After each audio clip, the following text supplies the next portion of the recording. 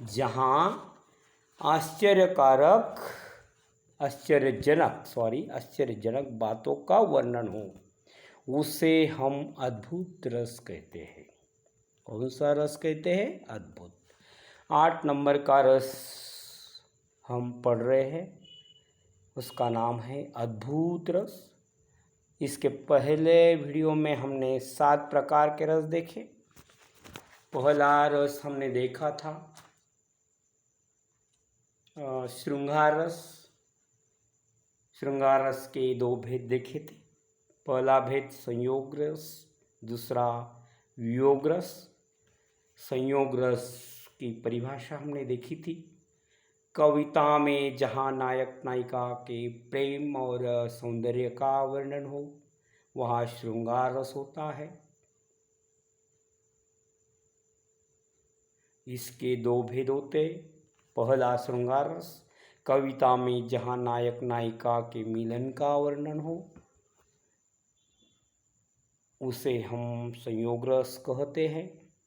और उसका हमने उदाहरण देखा था, बुझत बुझत श्याम कौन तू गोरी, कहाँ रहती काकी तू बेटी, देखी नहीं कबहू ब्रजखोरी सूरदास।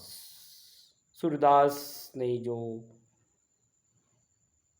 काव्य पंक्ति लिखी है, उससे उस कविता में से यह पंक्ति चुनी गई है।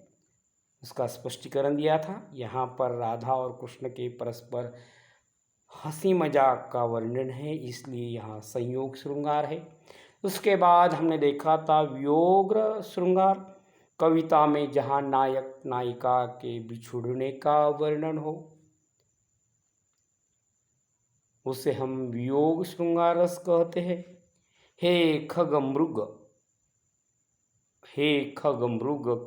हे मधुकर श्रेणी, हे खगमृग, हे मधुकर श्रेणी, तुम देखी सीता मृगनयनी, तुम देखी सीता मृगनयनी, किंतु या सखी वे मुझसे कह कर जाते। उसका स्पष्टीकरण देखा था। उसके बाद हमने देखा था हास्यरस। हास्यरस की परिभाषा देखी थी। कविता में जहाँ हंसी का वर्णन हो, वहाँ हास्यरस होता है। उसके बाद उसका उदाहरण देखा था, शीश पर गंगा हंसे, शीश पर गंगा हंसे, भुजनी भुजंगा हंसे, भुजनी भुजंगा हंसे, शीश पर गंगा हंसे, भुजनी भुजंगा हंसे, हास ही को दंगा भयो नंगा के विवाह में, हास ही को दंगा भयो नंगा के विवाह में। यहाँ शंकर जी के विवाह का वर्णन है। किंतु मैं महावीर हूँ, पापड़ को तोड़ सकता हूँ, गुस्सा आ जाए तो कागज मरोड़ सकता हूँ, यह देखा था। उसके बाद करुण रस देखा था। जहाँ किसी प्रिय व्यक्ति की मृत्यु से या अन्य कारणों से शोक का भाव जगे, वहाँ करुण रस होता है। उसका उदाहरण देखा था, मणि खोए भुजंग सी जननी, मणि खोए भुजंग सी जननी, फणसा पटक रही थी शीश, फणसा पटक रही थी शीश, आंधी आज बनाकर मुझको किया न्याय तुमने जगदीश, आंधी आज बनाकर मुझको किया न्याय तुमने जगदीश। उसका स्पष्टीकरण देखा था। उसके बाद वीर रस देखा था। युद्ध आदि कठिन परिस्थितियों में उत्पन्न उत्साह से वीर रस होता है। उदाहरण देखा था वीर रस का, चढ़ चेतक पर तलवार उठा करता था भूतल पानी को, चढ़ चेतक पर तलवार उठा करता था भूतल पानी को। उसके बाद देखा था राणा प्रताप सिर काट काट करता था सफल जवानी को। रौद्र रस देखा था। जहाँ क्रोध का वर्णन हो, उसे हम रौद्र रस कहते हैं। उसका उदाहरण देखा था, उस काल मारे क्रोध के तन कांपने उनका लगा, मानो हवा के जोर से सोता हुआ सागर जगा, मानो हवा के जोर से सोता हुआ सागर जगा। यहाँ पर अभिमन्यु की मृत्यु के बाद अर्जुन का क्रोध प्रकट हुआ है, इसलिए यहाँ रौद्र रस है, यह देखा था।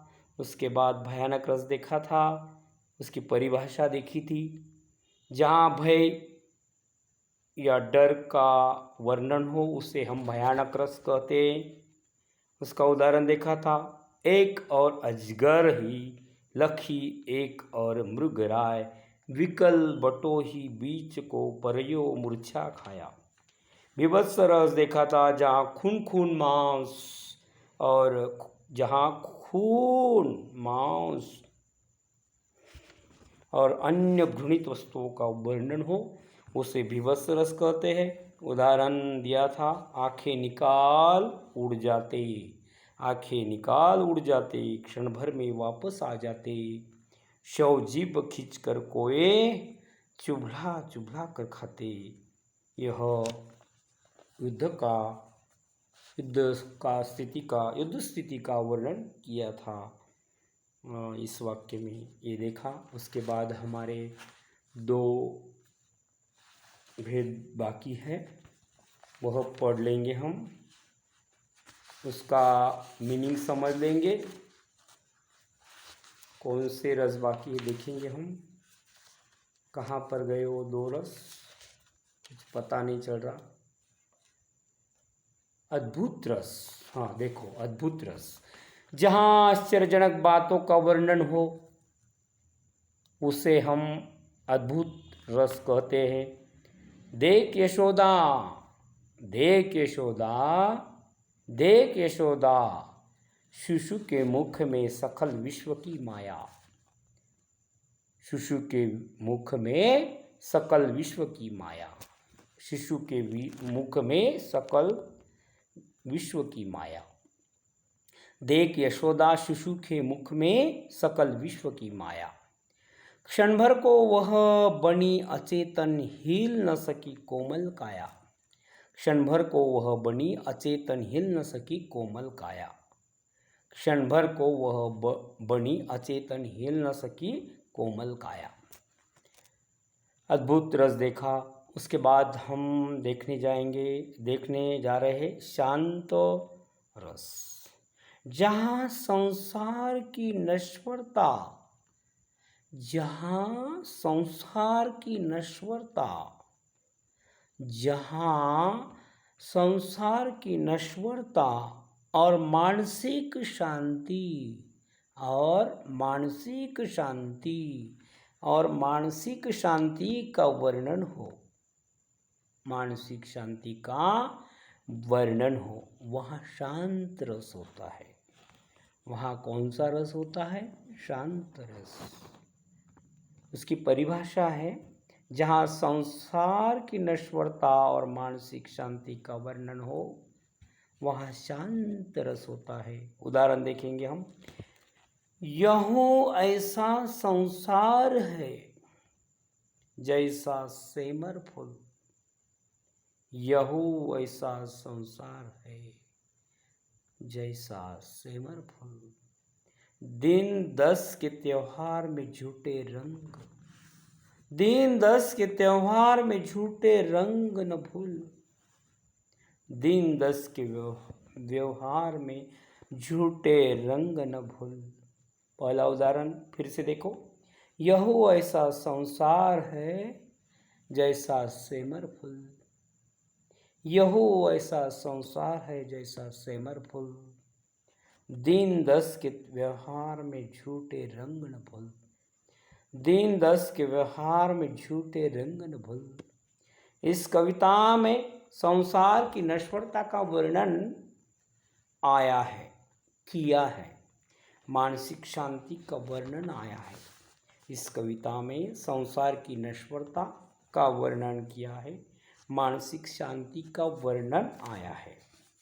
इस कविता में संसार की नश्वरता का वर्णन किया है, मानसिक शांति का वर्णन किया है। ऐसे सब 9 रस के प्रकार हैं।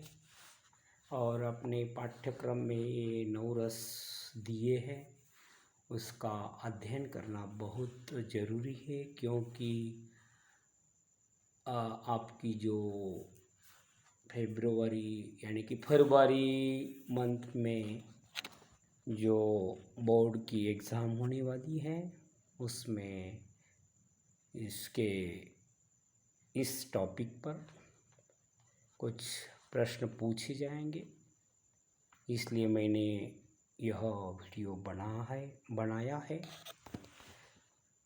और वात्सल्य रस बाकी है। जहाँ वत्सलता उत्पन्न हो उसे वात्सल्य रस कहते हैं। उसके बाद भक्ति रस है, जहाँ परमेश्वर की भक्ति दिखाई देती है, जिस काव्य पंक्ति में हमें एक परमेश्वर की, ईश्वर की प्रार्थना या कुछ गीत में भक्ति दिखाई देती है, उसे हम भक्ति रस कहते हैं। ऐसे टोटल हमने 11 रस देखे हैं। स्थायी भाव के बारे में मैं आपको कुछ कहने जा रहा हूँ। वे मूल तत्व जो मूलतः मनुष्य के मन में वे मूल तत्व जो मूलतः मनुष्य के मन में वे मूल तत्व जो मूलतः मनुष्य के मन में प्राय सदा निहित रहते प्राय सदा निहित रहते वे मूल तत्व जो मूलतः मनुष्य के मन में प्राय सदा निहित रहते और कुछ विशिष्ट अवसरों पर अथवा कुछ विशिष्ट कारणों से स्पष्ट रूप से प्रकट होते हैं और कुछ विशिष्ट अवसरों पर अथवा कुछ विशिष्ट कारणों से स्पष्ट रूप से प्रकट होते हैं और कुछ विशिष्ट अवसरों पर अथवा कुछ विशिष्ट कारणों से स्पष्ट रूप से प्रकट होते हैं, उसे स्थायी भाव कहते हैं।